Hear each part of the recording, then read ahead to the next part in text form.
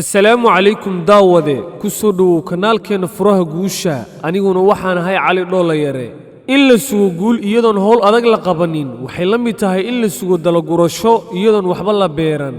wax kasta oo aad sameynaysid waxaad u baahan tahay geesinimo si kasta oo ay tahay wadada aad maraysidna waxa jiri doona qof kuu sheega inaad wadadii seegtay waxaad la kulmi doontaa shidooyin iyo dhibaatooyin waaweyn kuwaasoo ku gaarsiin doona inaadba moodid dadka ku dhaliilaya inay gar leeyihiin inaad samaysid yool aad hiigsanaysid iyo wadda aad ku gaartay yoolkaas taasi waxay u baahan tahay geesinimo aan ka liidantan ciidanka ku sugan goobta dagaalka